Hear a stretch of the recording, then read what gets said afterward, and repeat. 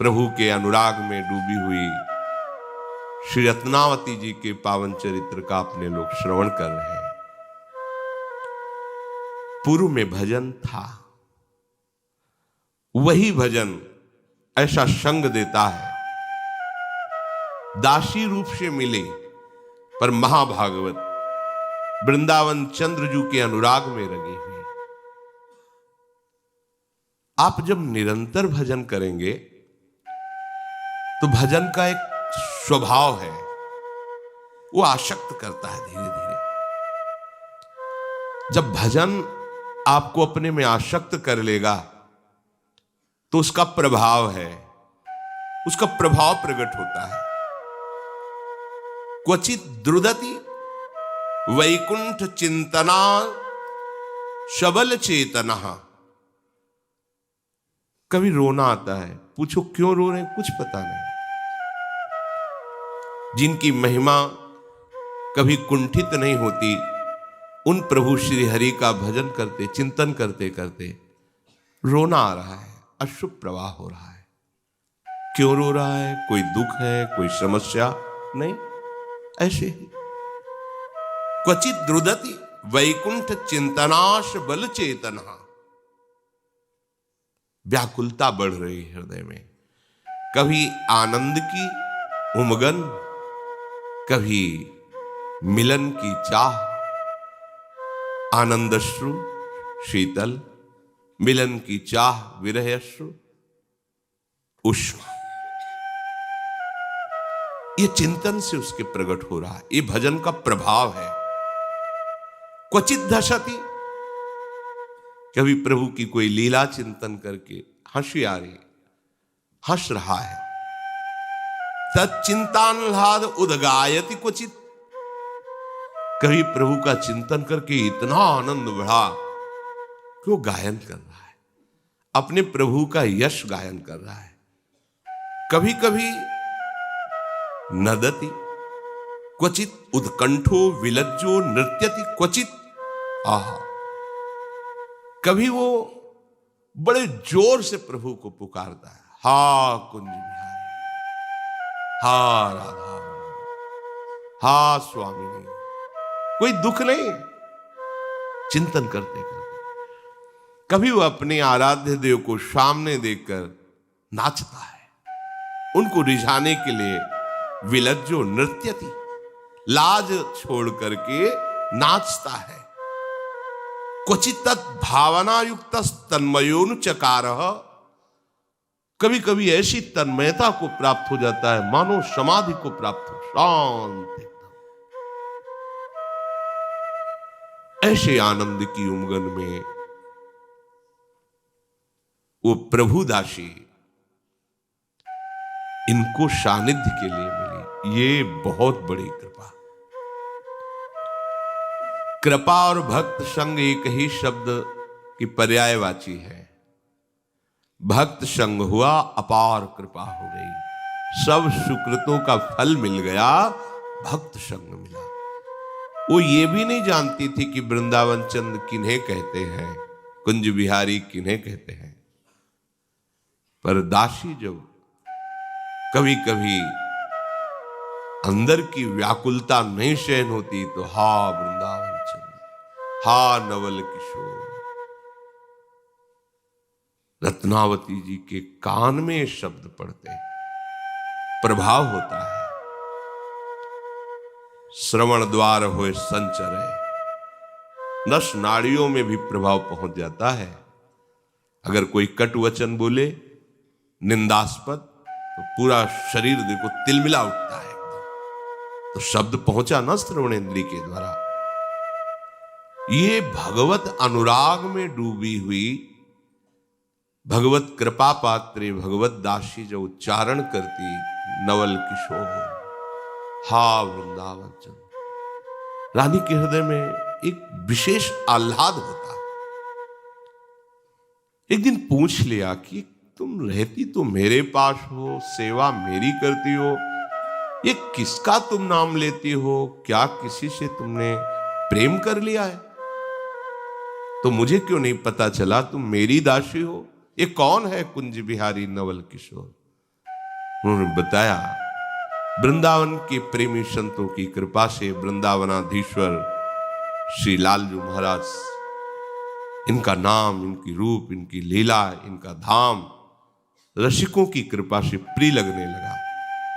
अब उसी का प्रभाव है कि जिया नहीं जा रहा। अच्छा, ये प्रभु का नाम है। रत्नावती जी अपनी शैया से उठ गई और कहा, तुम चरणों के पास नहीं। ये पूर्व का भजन प्रकाशित हुआ।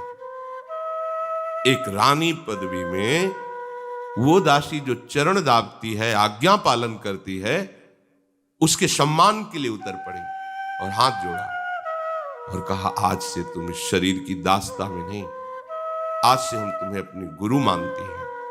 ये भजन उदय हुआ। पूर्व का भजन एकदम प्रकाशित हुआ। यहां से श्रीमानों के कुल में जन्म हुआ, खूब भोग बाहुल्यता है। पूर्व का भजन ऐसी भगवत दासी से संबंध, उसके संग के प्रभाव से भोगों की प्रियता का नाश और तत्काल ऐसी भावना जागृत हो जाना, यह केवल भजन का प्रभाव है। एक रानी अपनी चरण दासी के सामने हाथ जोड़कर खड़ी हो जाए और अपने शिराने आसन पे बैठाल के उसे गुरु भाव से देखे, ये केवल भगवत कृपा पात्रों में ही सामर्थ्य, दूसरों में नहीं। अहंकार का तत्काल मर्दन होना ये कोई साधारण बात नहीं है। राजमद का त्याग कर देना बहुत कठिन है। जरा सी प्रभुता बढ़ जाती है, न जाने क्या क्या बुद्धि करवाने लगती है जो शास्त्र विरुद्ध है। को न रस जन्मा जगमाही, प्रभुता पाहि जाहि मद नाही। भगवान का भी अपमान करने लगता है। देखो, दक्ष ने किया भगवान शिव का अपमान, प्रजापति बन गए, अहंकार हो गया। देखिए कैसा भजन का प्रभाव, तत्काल अपने आसन से नीचे उतर गई, प्रणाम मुद्रा में कहा, आज से तुम दासी नहीं, हमारी गुरु हो। अब तुम यहां बैठ के हमें केवल प्रभु की चर्चा सुनाओगी।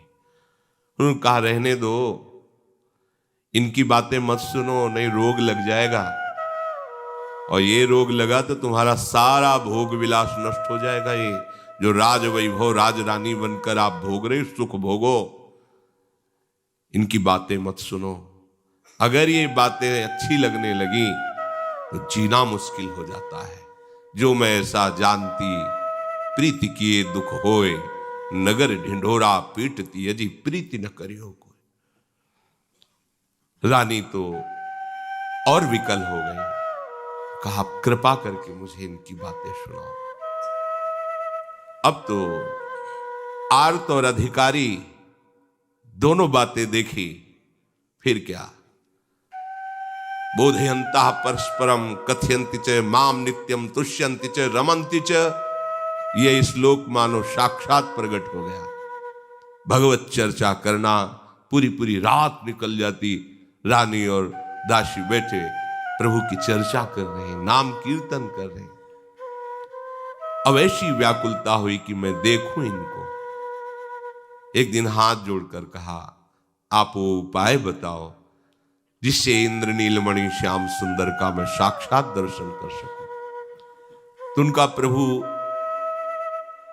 सेवा से जल्दी रीझते हैं, क्योंकि सेवा में अपनापन होने लगता है। इसलिए आप प्रभु की सेवा विराजमान करो।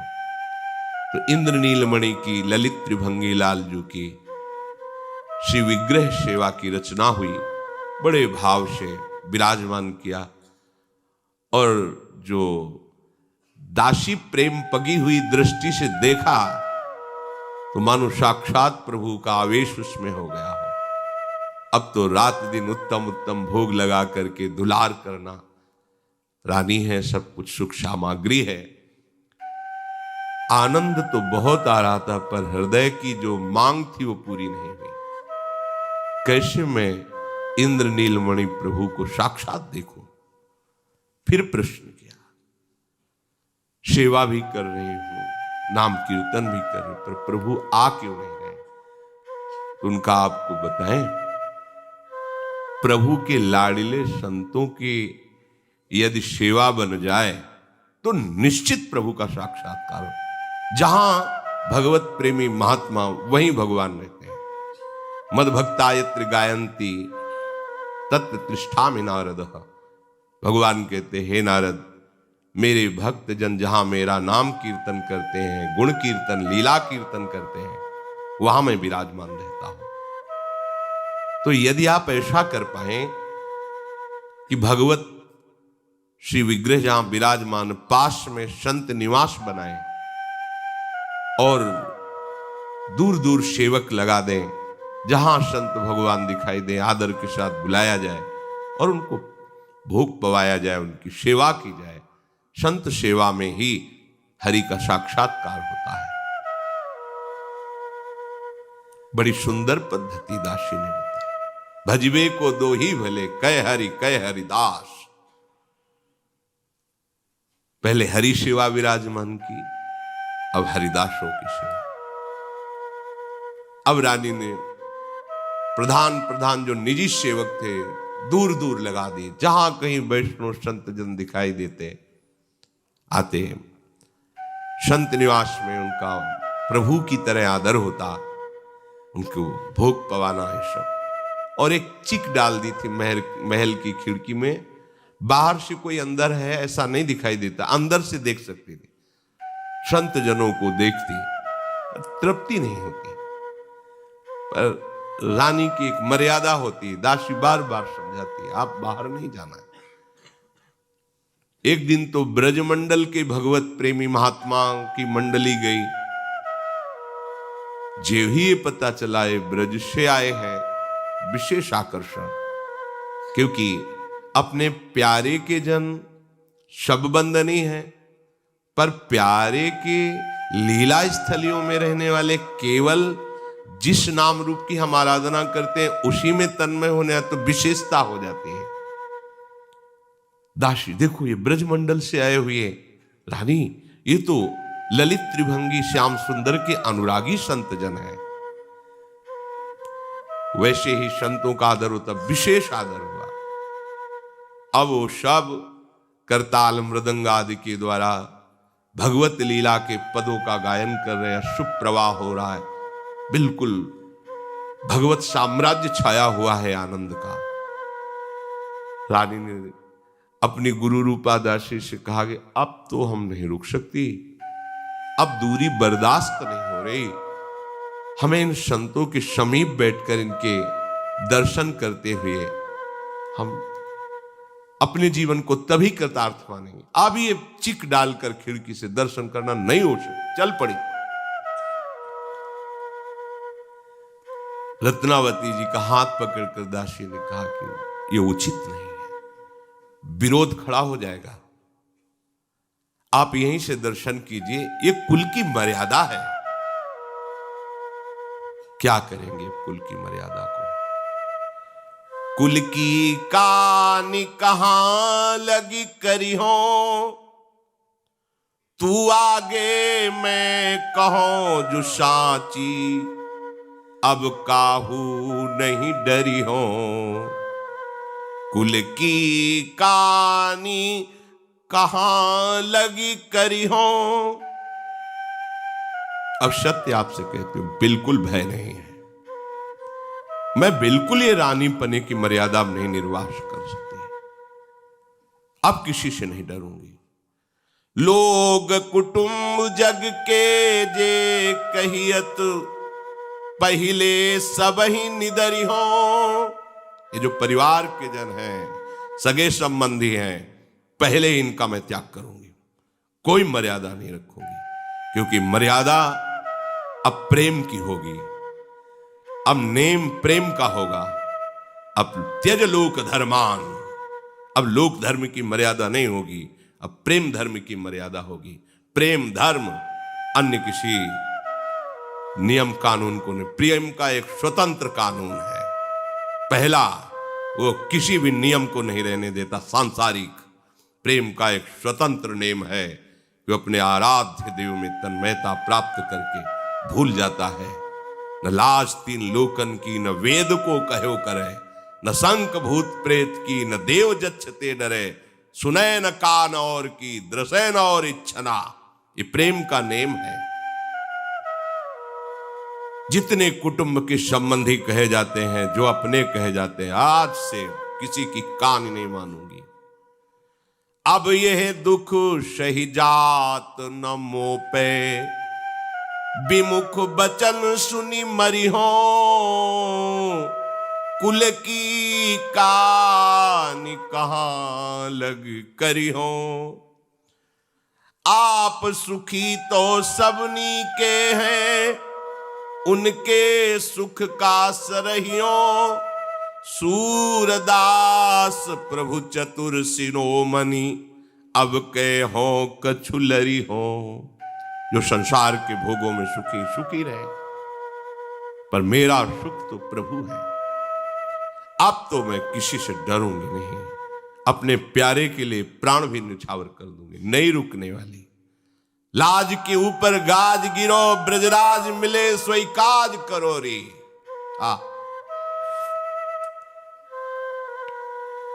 लाज के ऊपर गाज गिरो, ब्रजराज मिले सोई काज करो री। जैसे लाल जो मिले अब वही उपाय करो। अब लाज नहीं, अब लाज की लोक लाज कुल श्रृंखला, तज मीरा गिरधर भजी।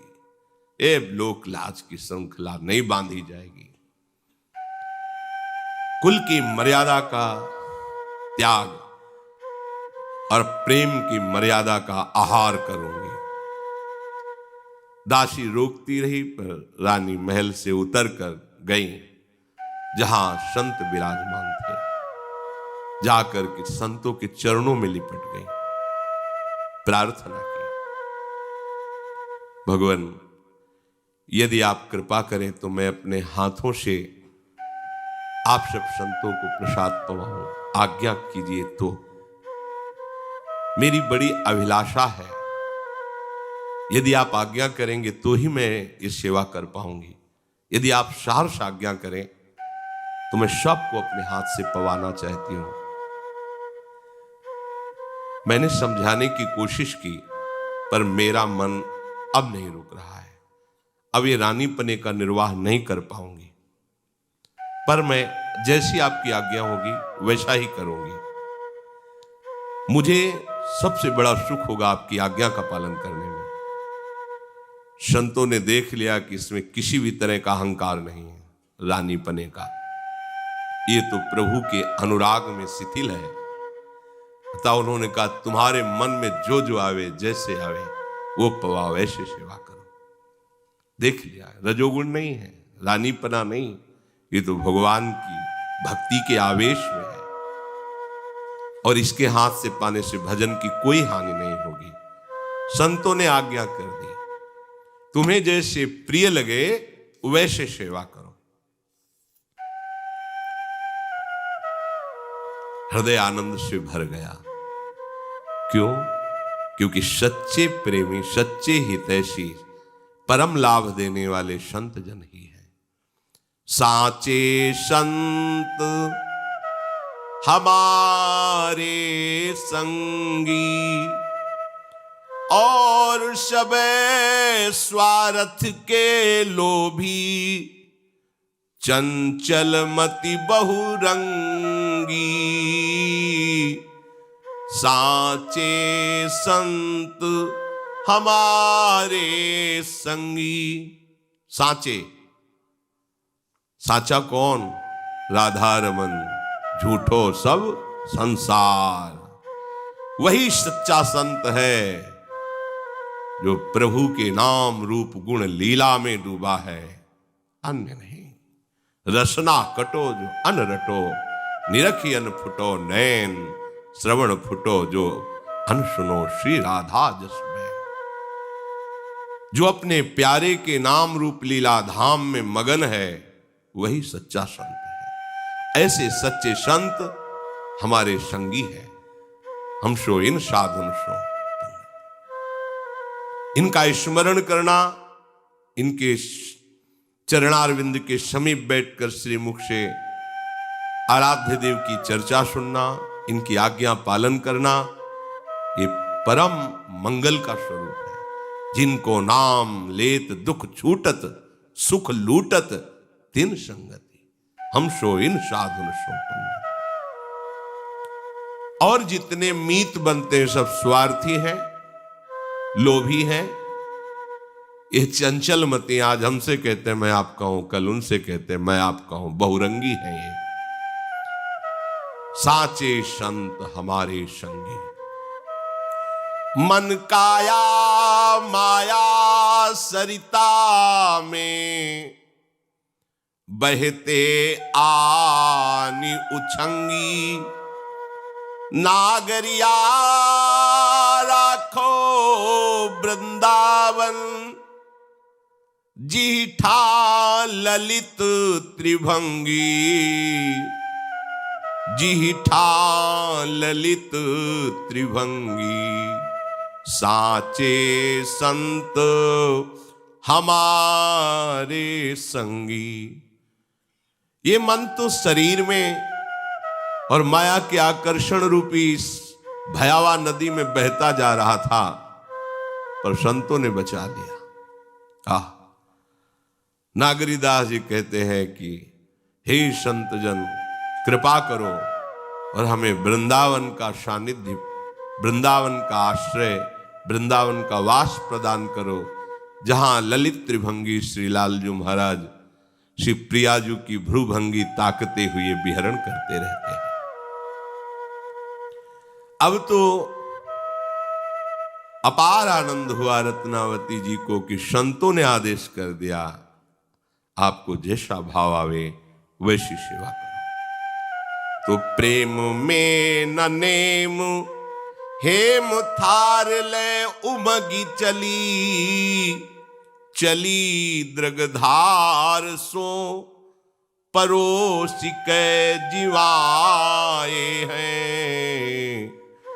भीजी गए साधु नेह सागर अगाध देखी, नैनन निमेष तजी भय मन भाए हैं। चंदन लगाए आनी बीरी उखवाए, श्याम चर्चा चलाए चख रूप सरसाए हैं। धूम परी गांव झूमी आए सब देखिबे को, देख नृप पास लिखी मानस पठाए हैं। रत्नावती जी तो आनंद में मन चाही बात हो गई। अभी तक तो ललकती थी संत दर्शन के लिए, आज तो प्रगट में संतों की समीप उनकी सेवा का सौभाग्य मिला। सोने की थाल में विविध प्रकार के व्यंजन सजाकर उमंग में भरी हुई, नेत्रों से आनंद अश्रु बह रहा है।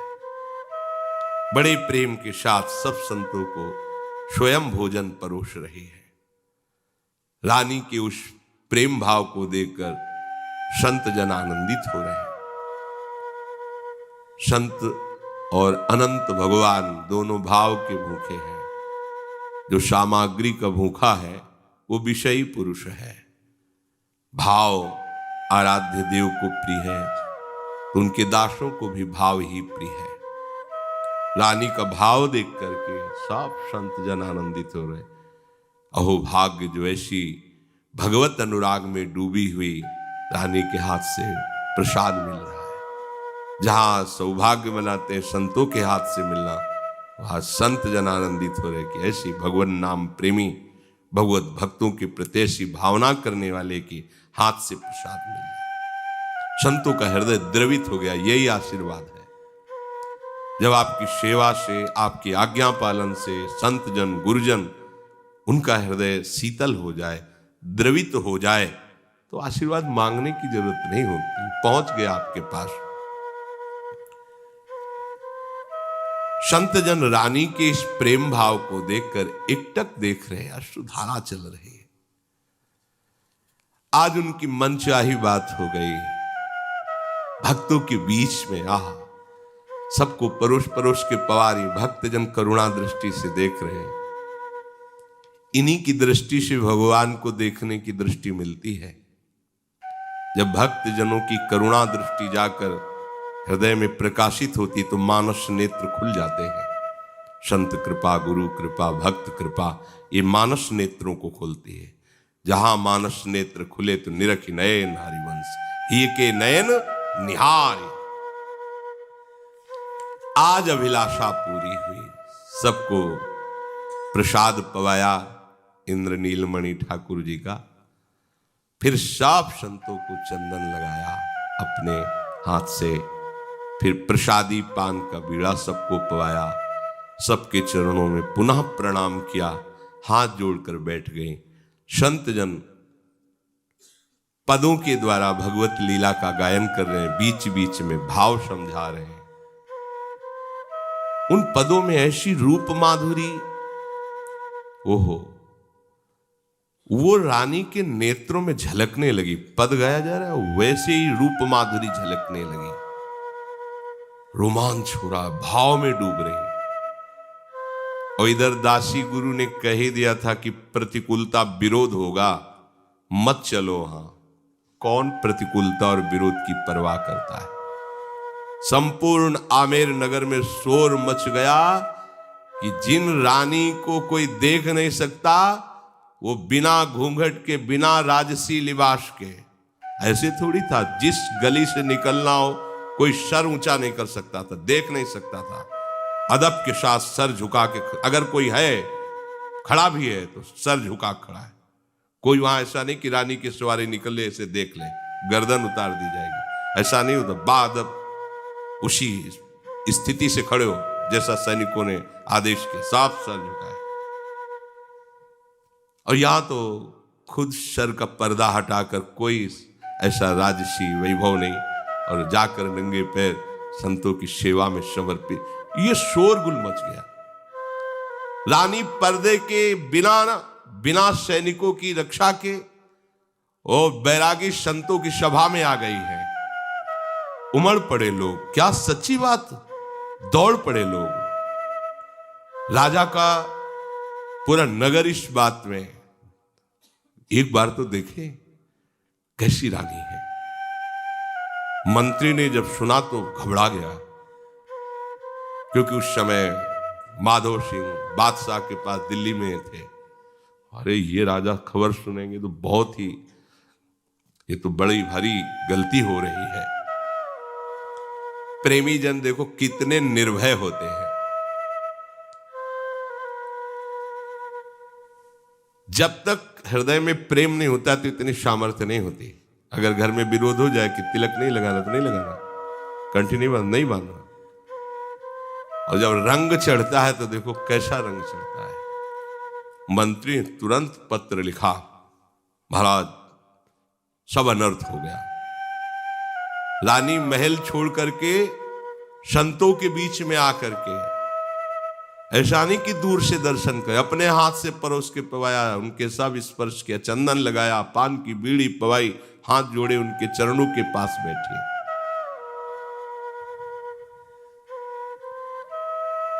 कुछ तो नगर के लोग अपना अहोभाग्य मान करके देखने आते थे, और कुछ तो जो निंदक थे, उपहास करने वाले थे, वो अपनी बातें, पूरे नगर में बातें फैली है। एक ने आके सूचना दी कि पूरा नगर ऐसा था। रानी बंद करो ये सब बात, हमें नहीं सुनना। संतों से कहा, महाराज न मेरे से प्रभु की सेवा बनती है, न भजन बनता है। जन्म जन्मांतर से अपराधों को करती रही हूं, इसीलिए रानी बनी हूं। देखो विवेक, देखो क्या मुझे इस रानी पने से भगवान मुक्त कर देंगे?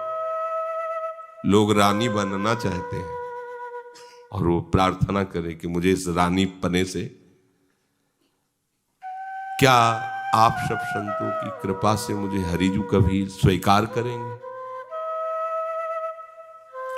संतों ने कहा, आप हरि का स्वभाव नहीं जानती हैं।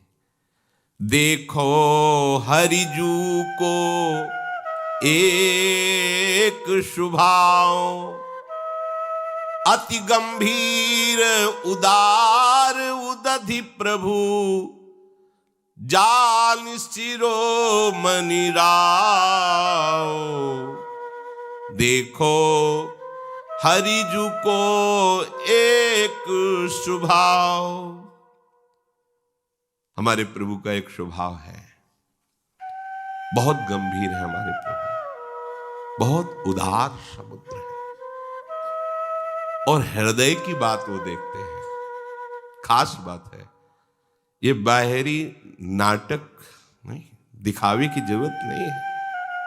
वो हृदय की बात देखते हैं। दिखावे में कमी हो जाए चलेगा, हृदय की बात में कमी नहीं होनी चाहिए। बाहर चूक हो जाए चलेगा, आंतरिक चूक नहीं होनी चाहिए। हम लोग आंतरिक चूक को देखते नहीं, बाहर की पोजीशन संभाल नहीं, प्रभु हृदय की बात देखते हैं। बाहरी चूक हो जाए तो राहत न चित प्रभु चूक किए की, करत सुरत सहबार हिए की। हृदय की बात भगवान देखते हैं। वो जान शिरोमणि है, अर्थात सब कुछ जानने वाले हैं। प्रभु का एक कैसा करुणामय स्वभाव है कि राई जितनी सेवा को फल, मानत मेरु समान। समुझी दास अपराध सिंधु सम, एको बूंद न मान। देखो हरिजू को एक स्वभाव। जिसने मेरे प्रभु को स्वीकार कर लिया, हे नाथ मैं आपकी शरण में हूं, वो थोड़ी सी भी सेवा करता, राई जैसी, थोड़ा भजन, थोड़ी सेवा, प्रभु मानते हैं सुमेरु के समान। अरे मेरा बड़ा भगत मुझे बहुत प्यार करता है, मुझे बहुत, ये हमारे प्रभु का स्वभाव है। यदि उसी भगत से समुद्र के समान अपराध बन जाए तो भगवान एक बूंद के समान भी नहीं मानते। देखो कैसा स्वभाव। राई के समान भजन करे तो सुमेरु के समान भजन मानते हैं, और समुद्र के समान अपराध बन जाए तो एक बूंद के समान भी नहीं मानते। किसका? जिसने वास्तविक अपने आप को प्रभु के हवाले कर दिया है। आप संभालो नाथ, जैसा भी हूं मैं आपकी शरण में हूं। बदन प्रसन्न कमल पद सन्मुख, जानत हूं सब वैसे। विमुख भय निमिषहु न अकृपा, जब चिते तब वैसे। सम्मुख होकर भजन कर रहे हो, जैसे वो प्रसन्न है प्रभु, वैसे ही मानो किसी विषय में प्रभावित होकर प्रभु से विमुख होकर उनकी आज्ञा का उल्लंघन कर आप उस पर चले गए, तो जब लौट कर देखोगे तो वैसे ही वो मुस्कुराते मिलेंगे।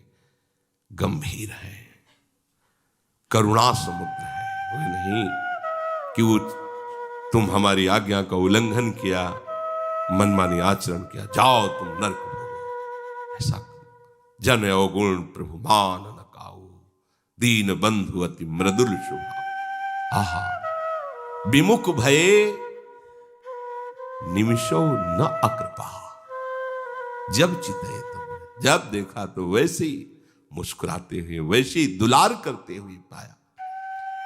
भक्त विरहे कातर करुणा में, डोलत पाछे लागे। भक्त विरहे कातर करुणा में, डोलत पाछे लागे। सूरदास ऐसे प्रभु को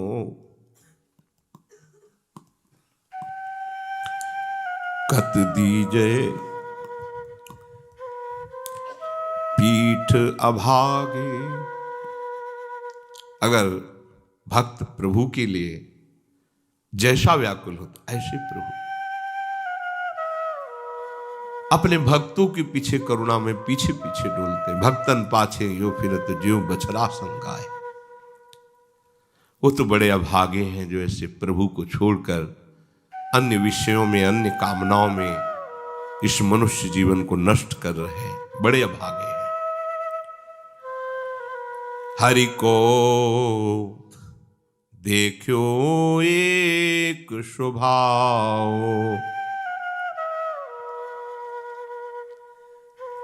इधर तो इनकी संतोष से चर्चा हो रही है, प्रभु के स्वभाव, प्रभाव, महिमा, और पूरे नगर में महलते बाहर रानी ये सुनि काहू साच न मानी।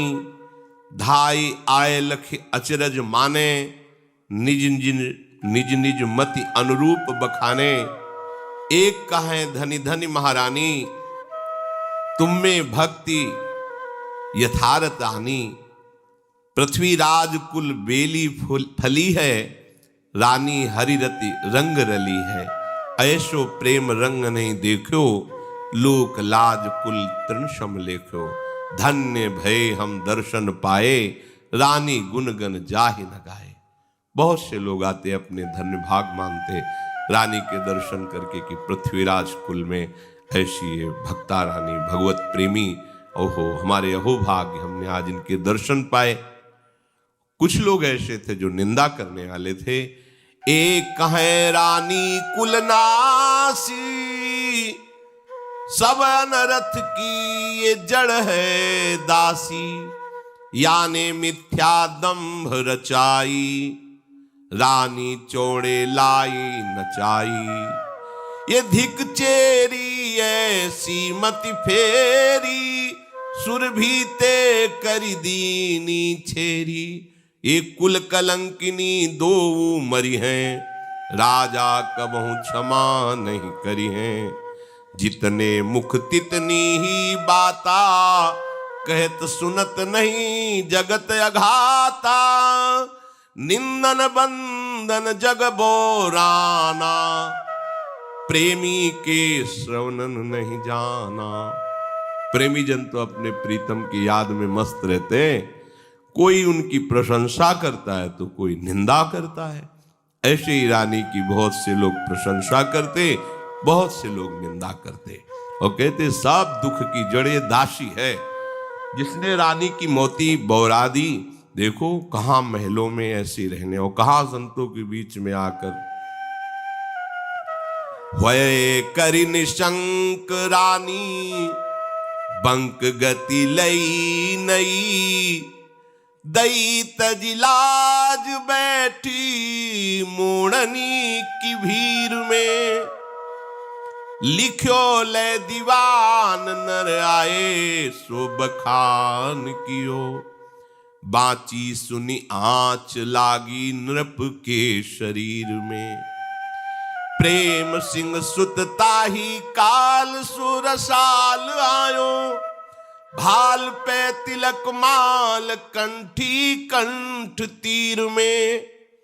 भूप को सलाम कियो नरनी जताए दियो। बोले आओ मोड़ी केरे पर्यो मन पीर में। रत्नावती जी के कान में बात पड़ी कि लोग ऐसा ऐसा कर है, हमें मत बताओ, अब कोई डर नहीं है। निशंक हो गई, लालजू के चरणों का आश्रय लेकर निडर हो गई। अब तो कुल मर्यादा हमें बंधन में नहीं डाल सकती। हमारा एक स्वतंत्र मार्ग है, भगवत प्रेम।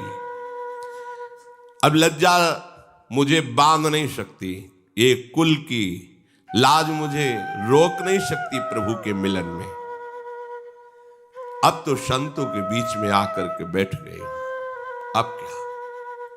मंत्री ने पत्र में लिखा कि महाराज आपकी तो सारी कुल मर्यादा नष्ट हो गई। मुंडन कराए हुए संतों की दो ही रहनी है, या तो जटाओं में या तो मुंडन में, इसलिए उनको मोड़ी वैरागी भी कहते हैं। बोले ओ मोड़ियों के मुंडे वैरागियों के बीच में आकर के ऐसे ही बैठ गई, नाच रही है, गा रही है, ऐसा वो तो सब कुल मर्यादा को नष्ट कर दिया। पत्र में मंत्री ने तत्काल लिख करके दिल्ली में उस समय राजा विराजमान थे, उनके पास भेजा। दूत शीघ्रगामी घोड़े पर बैठ करके गया और पत्र दिया और सब समाचार सुनाया। पत्र को पढ़ते और दूत के मुख से सारा हाल वर्तमान का सुनते ही क्रोध की आग भड़क गई कि पूरे शरीर में क्रोधावेश हो गया। संयोगवशात इसी बीच में रत्नावती जी के सुपुत्र ये भक्त थे, श्री प्रेम सिंह जी आए। नई अवस्था, और माता जब भक्तों के अनुराग में संत सभा में बैठी तो वो भी तिलक लगाए, कंठी बांधे। दृष्टि गई मस्तक पर तिलक, गले में कंठी। राजा को जाकर जैसे प्रणाम किया जाता है वैसे प्रणाम किया। समीप में सेवक ने, महाराज आपके पुत्र प्रेम सिंह आपको प्रणाम कर रहे हैं। राजा ने आंख उठा के, वैसे क्रोधावेश में थे, देखा वही कंठी वही तिलक, और कहा आ गया मुंडी वैरागियों का बेटा। पूरी सभा में प्रेम सिंह नवीन अवस्था के थे। बड़ा दुख हुआ कि ऐसा उपहास सभा में, दिल्ली की सभा में ऐसा उपहास। वो शांति रहे, कुछ नहीं बोले। राजा झड़कते हुए सभा से खड़े हुए। कोप भरी राजा गयो, भीतर सो सोच नयो, पाछे पूछ लयो, कहो नरनी बखानी के। तब तो बिचारी अहो, मोड़ा ही हमारी जाति, भयो दुख गात भक्ति भाव उरानी के। लिखो पत्र मां जी को जू प्रीति ही ये साजी, जो पैसीस पर बाजी आए राखो तज प्राणी के। सभा मदि भूप कही मोड़ी को विरूप भयो, रहे अब मोड़ी के ही भूलो मति जानी के। प्रेम सिंह सर झुकाए खड़े थे, अपमानित करके क्रोध में भरे हुए राजा भीतर चले गए। प्रेम सिंह के मन में इस बात का दुख था कि कैसे अशुद्ध वार्ता कर रहे महाराज। समझ में नहीं आ रहा था कि ऐसी अपमानजनित बात क्यों कह रहे हैं। पीछे वहां जो विचार प्रदान करने वाले मंत्रीजन बैठे थे, उनसे पूछा ऐसा क्यों बोला इन्होंने। तो उनका अभी अभी आमेर से पत्र आया था, और पत्र में ऐसा सब लिखा था कि तुम्हारी मां ने कुल मर्यादा का त्याग कर संतों की सभा में जाकर बैठ गई, संतों के समीप नाचना गाना। ये तो अभी अभी पढ़ा, उतने में तुम आ गए, तुम्हारे माथे पे कंठी तिलक देख करके फिर उन्होंने ऐसा कहा। वो प्रसन्न हो गए, अच्छा ऐसा, तो फिर हम धन्य हो गए। अगर हमें उन्होंने कहा मोड़ी के, वैरागी के, तो आज हमें गर्व है। ये भक्त के ही हृदय में आता है। आज मुझे गर्व है कि आज मुझे भगवान के भक्त का कहा गया। मेरी मां वैरागिनी और संतों की सेवा वाली कही गई, और मैं उनका पुत्र, मुझे गर्व का विषय। मैं समझ नहीं पा रहा था, तभी सर झुकाए खड़ा था कि ऐसा क्यों बोले। तुरंत उन्होंने भाव से माता जी को स्मरण करके प्रणाम किया कि आज अहो भाग्य, मुझे ऐसी मां मिली। उनका हृदय परम शीतल हो गया, बार बार मां के चरणों का स्मरण कर रहे हैं कि ये तो बहुत बड़ा पद मिला। जैसे लोग कहते हैं कि अगर हम माला जपते हैं तो लोग उपहास करते हो, कहते हैं अरे भगवान का बड़ा भगत है। ये तुम्हारी बेइज्जती हुई क्या? अरे ये तो और आनंदित होने की बात है कि अब लोग भी कहने लगे हैं भगवान का भक्त है। अब तो उनको सुनना ही पड़ेगा। पहले तो हम ही मान रहे थे कि हम भगवान के भक्त हैं, अब लोग भी कह रहे भगवान का भक्त है, तो उनको अपनी लाज बचाने के लिए मुझे भक्त बनाना ही पड़ेगा। इसमें हमको रोने की या परेशान होने की, जो लोग मुझे भगत कह रहे हैं। तन मन आनंदित हो गया। वो अपने निवास में आए और वहीं से पत्र लिखा कि यदि आपने अपने हृदय में भगवत भक्ति धारण किया है तो मां, मैं आपसे प्रार्थना करता हूं, छोड़ना मत, चाहे सर कट जाए। अपने प्राणों की बाजी लगा देना, पर अब ये भक्ति भाव का त्याग मत करना भय आने पर, क्योंकि राजा प्रतिकूल हो चुके हैं। भरी सभा में मुझे मोड़ी वैरागिन के बेटा कह के संबोधन किया है। यद्यपि लोक में इसे अपमान कहते हैं, पर मैं इसे बहुत बड़ा सम्मान मानता हूं। अब मैं मोड़ी और वैरागिन का ही बेटा कहलाऊंगा, क्योंकि यही सत्य मार्ग है और आपको चाहे सर कटवाना पड़े। अब ऐसा नहीं होना चाहिए कि आप डर जाओ और पीछे हट जाओ। शीश की बाजी, कष्ट सह करके, प्राण देकर भी अब भागवत धर्म की रक्षा करना। सर्वस्व चला जाए पर अब भागवत धर्म नहीं जाना चाहिए। ये निष्ठा हर उपासक के हृदय में होनी चाहिए। प्रभु के मार्ग में चलने वाला उपासक अगर ऐसा डरपोक हुआ तो ठीक नहीं। प्राण चाहे चले जाए, जो तुही प्रेम मिलनदा चाओ, तो शीश उतारी महल में आओ। उतर न देई प्रेम रस माती, दीपक जरे भभू के बाती। ये अंदर का विषय है। अब तो प्राणों की बाजी लगानी पड़ेगी, चाहे जितना कष्ट हो, चाहे जितना विरोध हो, चाहे जितनी निंदा हो, अपने सतमार्ग से नहीं हिलना चाहिए। प्रेम सिंह जी ने पत्र लिखा और शीघ्रगामी दूत से तुरंत जाओ और माता जी को दो। लिख्यो दे पठाए बेगी, मानस ले आए जहां। रानी भक्ति शानी हाथ, दई पाती बाँचिए। आयो चढ़ी रंग बाँची, सुत को प्रसंग। बार भीजे जे फुलेल, दूर किए प्रेम साचिए। आगे सेवा पाक निशी, महल बसत जाए। ल्याए आही ठोर प्रभु, नीके गाय नाचिए। नृप अन्न त्यागी दियो, दियो लिखी पत्र पुत्र। भई मोड़ी आज तुम हित करी जांचिए। प्रेम सिंह का पत्र लेकर तीव्रगामी दूत रत्नावती जी के समीप आया और भक्ति रंग में रंगी हुई रानी को प्रणाम करके पत्र दिया कि आपके पुत्र प्रेम सिंह ने पत्र दिया है।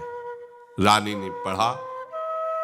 उसमें लिखे प्रसंग को पढ़ते ही इनको भगवद आवेश आ गया। अच्छा ऐसा? अभी तक रानी भेष में ही रहती थी। अब रानी के केश सुंदरित्र फुलेल से सजाए जाते थे, श्रृंगार होता था। संत सभा में ही बैठी मुड़वाया। नाव जो बनाने वाला नाव उसे गांव में कहते हैं, उसको बुलाओ। वही केस मुड़वाए संत सभा में। कैसा है?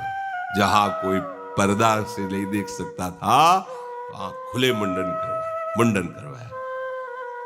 नापित वही ऐसे अपने बालों को मुड़वा दिया, मुंडी। पहले ये नियम था कि संतों की सेवा करके, सत्संग आदि करके, नाम कीर्तन आदि होने के बाद वो राजमहल में चली जाती थी। परंतु उन्होंने कहा आज के बाद नहीं। जो ठाकुर जी रनिवास में मंदिर था बुलवा लिए, ठाकुर स्वयं नहीं गई, बुलवा लिया। आज के बाद राजमहल में प्रवेश नहीं करूंगी, राज अन्न नहीं खाऊंगी।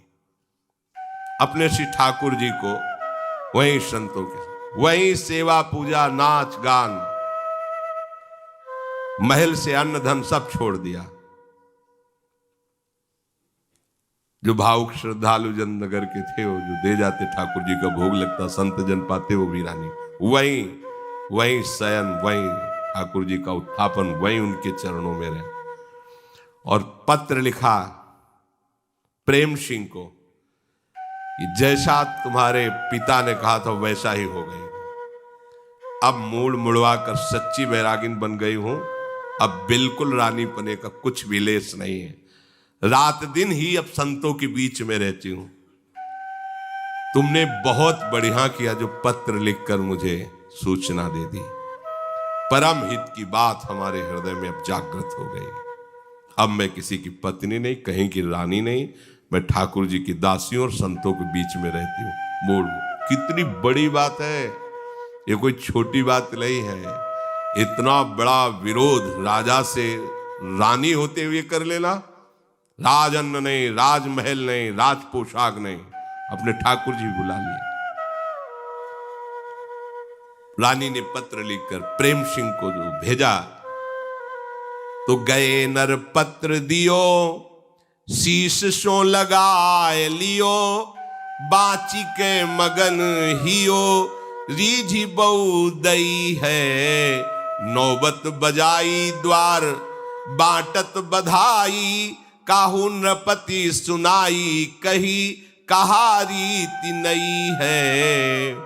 पूछे भूप लोग कहो मिटे सब सोग भय, मोड़ी के जू जोग स्वांग कियो बनी गई है।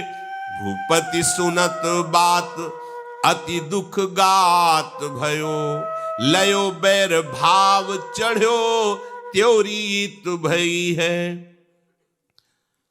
रत्नावती जी का पत्र लेकर दूत शीघ्र गया और प्रेम सिंह जी को दिया। तुम्हारी माता जी ने पहले उन्होंने पत्र को प्रणाम किया। इतनी श्रद्धा, ये केवल मां ही नहीं हरि भक्ता है, इसलिए पत्र को प्रणाम किया और प्रणाम करके पढ़ा, झूम पड़े। जब उन्होंने पत्र में लिखा था कि अब मैं मूड मुड़वा करके राजमहल त्याग कर अपने ठाकुर को लेकर संतों के साथ हो गई, राजअन्न का त्याग कर दिया है, प्रेम मगन हो गए। आज से अब हमारी गिनती भगवत दासों में हो गई, मगन हो गए। मेरी मां भक्ता है, ये गर्व का विषय। हाँ, नाते नेह राम के मनियत सुहृद सुषेव्य जा। आज मैं मां कहकर धन्य हुआ क्योंकि मेरी मां भगवान की भक्त है। भरत आज प्रेम सिंह कह रहे, जब मैं मां कहता हूं तो मेरा हृदय गर्व से भर जाता है कि मेरी मां भगवान की भक्ता है। बहुत उल्लास हुआ, दूतों को भेजा, जितने साधु ब्राह्मण सबको बुला के लाओ, नौबत बजाई जाए। हीरे जवाहरात पकवान सब बट रहे हैं, बधाइयां बजने लगी। राजकुमार है, राजा ने सुना बधाइयां बट रही हैं, बड़ा नौबत बज रही। ये क्या है उत्सव प्रेम सिंह के यहाँ जो ये सब हो रहा है, कौन सा उत्सव है, पता लगाओ, आप बधाइयां क्यों बज रही। तब राजा के निजी जनों ने जाकर के सब सूचना दी, महाराज आपने जो कहा था कि मोड़ी वैरागिन के बेटा, तो ऐसा ही हुआ। रानी ने महल त्याग दिया, मुंडन करवा लिया, संतों के बीच में बैठ गई, राजअन्न का त्याग कर दिया, कोई राज मर्यादा नहीं। अब तो हृदय में ऐसी आग लगी, अरे बेटा बधाई बंटवा रहा है, इसी बात की नौबत बजवा रहा है। पूरे शरीर में क्रोधावेश छा गया। तुरंत सैनिक तैयार किए जाओ, पहले बंदी बनाओ इसको, प्रेम सिंह को, पहले इसको दंड दिया जाएगा। हमारे होते हुए हमारे विरोध में नौबत बजवा रहा है, क्रोध एकदम है। कुंवर प्रेम सिंह को जब मालूम हुआ कि उधर आदेश दे दिया गया है सैनिकों को, तो अपने निजी जनों को तैयार किया, कहा हम ही काफी हैं इनके लिए, पिता से युद्ध करने के लिए तैयार हो, बिल्कुल तैयार युद्ध के लिए। ये भक्ति की लीला है, जिनके द्वारा पोषित हैं उन्हीं से युद्ध करने के, दैत्यराज कह के, ये भक्ति का स्वरूप है। सब मंत्रीजन, दोनों तरफ के विज्ञजन आ गए और समझाने लगे, महाराज आप क्या करें, अपने ही घर में जब आप सैनिकों के द्वारा युद्ध प्रारंभ करेंगे तो दूसरे को अवसर मिल जाएगा, फिर आप परास्त हो जाएंगे, दूसरे जो शत्रु राजा है वो आप पर चढ़ाए, ये सब क्या हो रहा है। मंत्री आदि ने नृप समझाए राख्यो देश में चबाव हुए हैं, बुद्धिमंत जन आए सुत सो जताई है, बोलियो विषय लागी कोटि कोटि तन खोए, एक भक्ति पर आवे काम ये मन आई है, पाए परि मांग लई दई जो प्रसन्न तुम, राजा निश्चित चलो जाए करो जिये भाई है, आयो निज पुर ढिग ढुरी नर मिले आनी, कहो सो बखानी सब चिंता उपजाई है। पिता पुत्र में युद्ध की तैयारी देखकर जो हितैषी जन मंत्री जन थे वो अच्छी तरह से समझाया राजा को भी कि आपको अपने पुत्र के साथ युद्ध करना, सारे देश में आपकी निंदा होगी।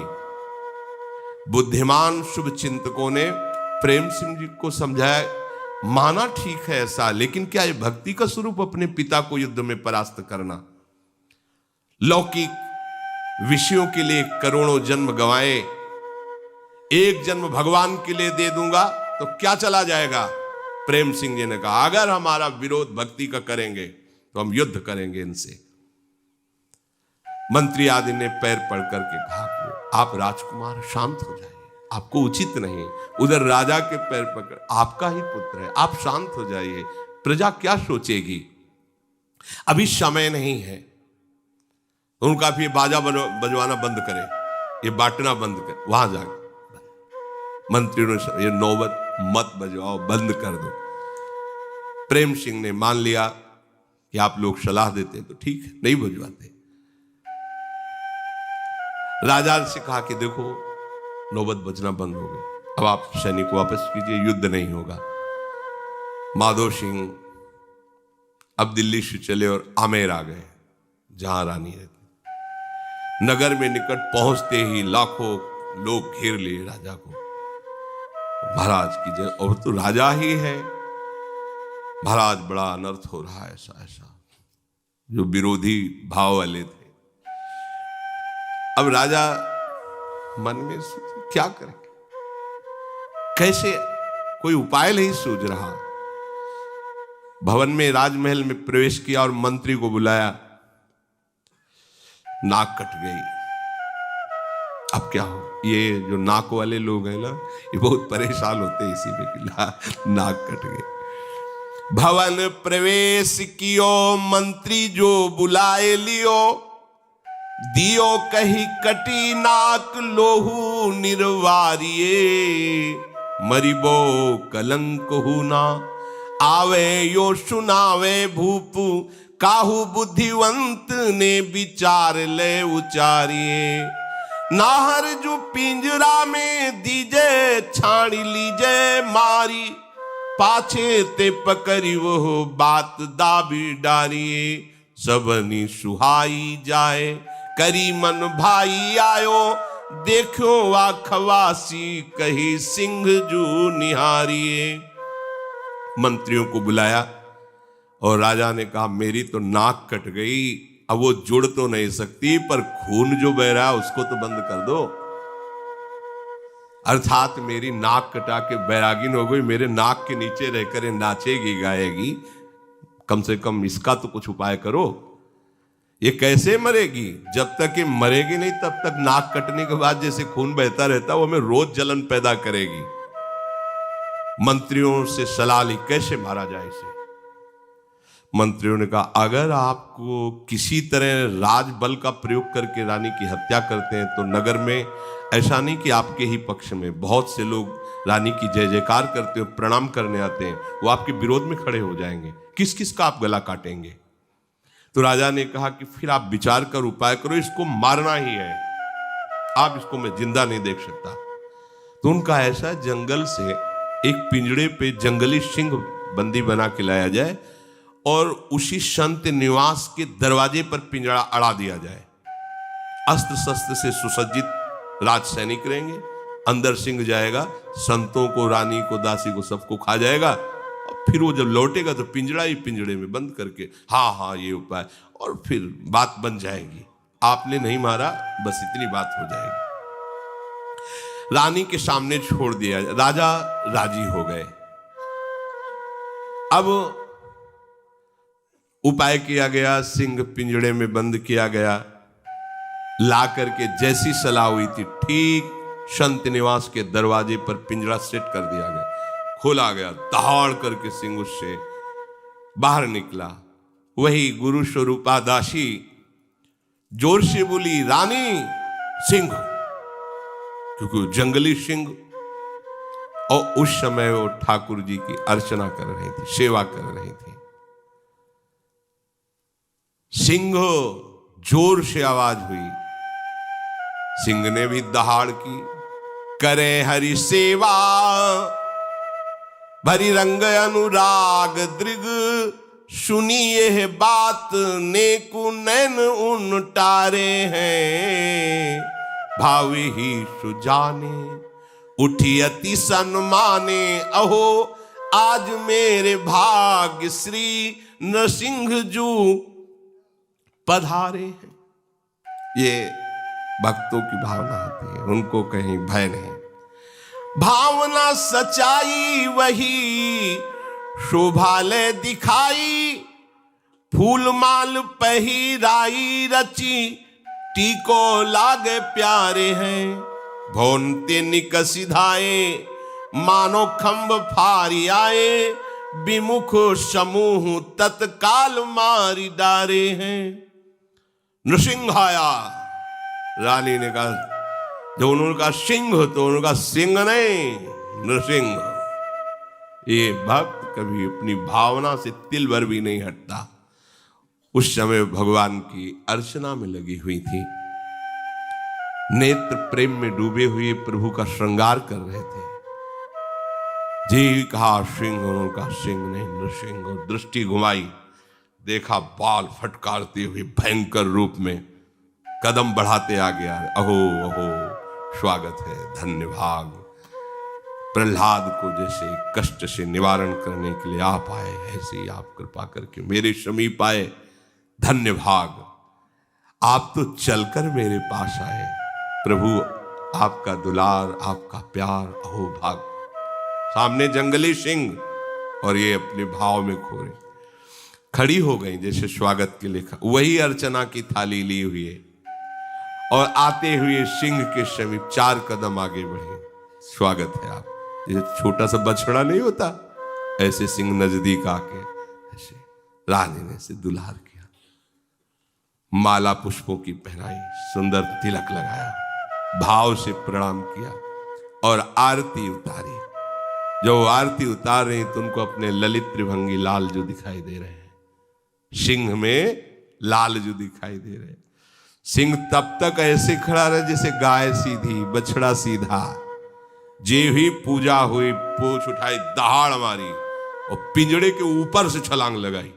पिंजड़ा ऐसे रखा था कि निकलने के समय उसी में जाए, पिंजड़े के ऊपर से छलांग लगाई। बाहर जितने सैनिक थे तो जैसे खंभे से निकलकर नरसिंह भगवान ने फाड़ डाला हिरण्यकश्यप को, ऐसे ही, और नीचे से छलांग मार के जो बालकनियों में राजमहल के खड़ा, जितने विरोधी थे, आश्चर्य ये हुआ कि एक क्षण में ये सब हुआ।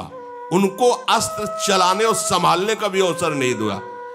एक सिंह कितने को फाड़ेगा, लेकिन इसमें नरसिंह आवेश है भगवान का, सहस्त्रों को फाड़ के फेंक दिया। आंख झपकते झपकते समझ ही नहीं पाया कोई हो क्या गया।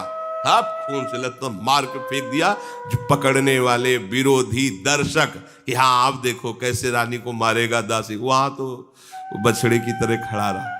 ये केवल केवल प्रभु के दृढ़ आश्रय से ही ऐसा हो सकता है, नहीं तो दहाड़ में ही ना पूजा की थाली फेंक के भागले को होगा। क्योंकि अगर थोड़ी भी निष्ठा गई तो फिर ओ है वही मत्ता परतरम नान्यत किंचित अस्ति धनंजय।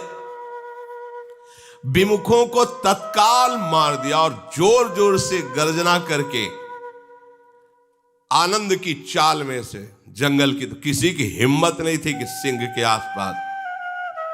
भूप को खबरी भई रानी जू की सुधी लई, सुनीनी की भांति आप नम्र हुए के आए हैं, भूमि पर साष्टांग करी हरी मति भई दया, आप आए वाके बचन सुनाए हैं, करत प्रणाम राजा बोली अजुलाल जू को, नेक फिर देखो एक और ये लगाए हैं, बोले नृप राजधन सब ही तिहारो धारो, पति पे न लोभ कही करो सुख भाए हैं।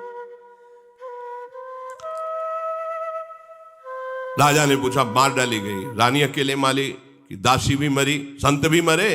बोले एक भी नहीं महाराज। क्यों? बोले एक दो नहीं मरे, हजारों मरे, लेकिन आपके सब मरे। क्या हुआ? जब सिंह अंदर गया तो रानी के सामने घुटने टेक दिए, रानी ने पूजा की, प्रणाम किया, आरती की, बाहर निकला तो आपके हजारों लोगों को, हजारों सैनिकों को अब उनके दिमाग में है कि ये कोई साधारण बात नहीं है। जंगली शेर मंगाया और उसने सबको फाड़ डाला, रानी को नहीं। ऐसा तो हमारी पत्नी अब साधारण नहीं है, स्वांग नहीं है, वास्तविक भक्ति है। अब महल में बैठना उनको आग लगने लगी। अब क्या करूं? ये तो बड़ा अपराध बन गया। भगवान के भक्त का अब इतना तो पता ही, भगवान के बल से ये सब सृष्टि चल, अब क्या होगा, क्या करें, कैसे? दिमाग में आया छोड़ो लोक लाज की मैं राजा हूं, मेरी पत्नी, चलो क्षमा मांगते हैं। चल के सामने जा करके शास्त्रों लोगों के बीच में साष्टांग प्रणाम किया रत्नावती जी। ये है अटल श्रद्धा और विश्वास का। राजा है, पति है, विरोधी है, साष्टांग दंडवत किया, अत्यंत नम्र होकर के, बहुत दैन्य होकर हाथ जोड़ करके, ओ क्षमा कर दो मुझे, मेरी बुद्धि बदल गई थी, विपरीत हो गई थी, मैं तुम्हारे प्रभाव को नहीं जानता। भाव विभोर होकर भूमि पर पड़े हुए हाथ जोड़कर प्रार्थना, मुझे क्षमा कर दो। इन्हें प्रणाम देख करके दासी ने कहा महाराज आपको प्रणाम कर रहे हैं। तो उनका नहीं, लालजू को प्रणाम कर रहे हैं। सामने लालजू को प्रणाम कर रहे हैं। हाँ ठीक ही है, ये क्या, ब्रह्मादि भी हमारे लालजू को प्रणाम करते हैं। तो एक छोटे से प्रांत के राजा है, मुड़ के भी नहीं देखा, मुड़ के भी नहीं देखा और कहा लालजू को प्रणाम कर। ठीक ही है, क्योंकि ये क्या है, बड़े ब्रह्मादि शिवादि भी जिनके चरण रखने की चौकी को प्रणाम करते हैं वो हमारे लालजू हैं। इसे कहते हैं निष्ठा। एक बार भी नहीं, प्रियता प्रियता है, प्रियता लालजू पे हो गई। यहां ऐसे ही होता है, थोड़े दिन भक्ति की, जहां परिवार के सब अनुकूल हो गए तो पता ही नहीं चलता कि वो भगत थे कि नहीं थे, क्योंकि वो अनुकूलता आ गई, जिसके लिए वो भजन कर रहे थे उसी में बह गए। रानी ने कहा ये लालजू को प्रणाम कर रहे हैं। दासी ने कहा देखो हाथ जोड़कर आपसे प्रार्थना, एक बार तो देख लो। कहा नहीं, ये बिकी हुई आंखें हैं, किसी और की ओर नहीं हो सकती। ये बात, मतलब यही खास बात समझनी है। रानी ने क्या कहा, अब ये बिकी हुई आंखें हैं, लालजू ने खरीद लिया है, अब ये आंखें किसी और की तरफ नहीं हो सकती। मीरा जी ने भी जब ब्याह होके गया था, प्रथम मिलन में जब आए उनके पति, तो उनसे यही कहा कि देखो हम मन वचन और कर्म से गिरधर लाल की हूं। तुमको एकांत में बताती हूं, ना तुम्हारा अधिकार इस शरीर पर है, ना हमारे पर है। केवल ये स्वांग हुआ है उनकी इच्छा से। अगर आप इसे स्वीकार कर लें तो आपके लिए बहुत अच्छा रहेगा। उतर पड़े शैया से और चरणों पर बैठ गए और कहा, अहो भाग्य, पर हमारा आपका व्यवहार बाहर पत्नी पति जैसा रहेगा, एकांत में गुरु शिष्य जैसा रहेगा।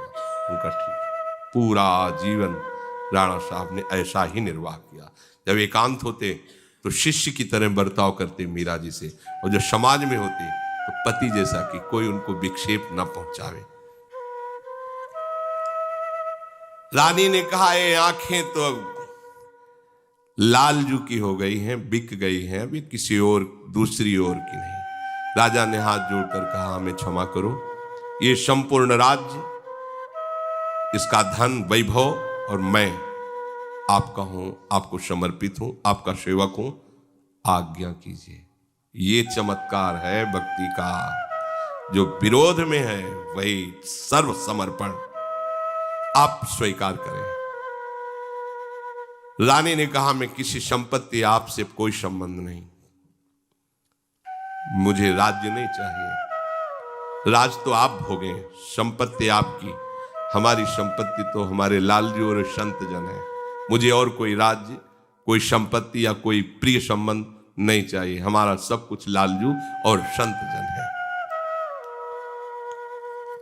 हृदय में यदि हमारे थोड़ा भी भजन है तो वो भजन कभी नष्ट नहीं होता।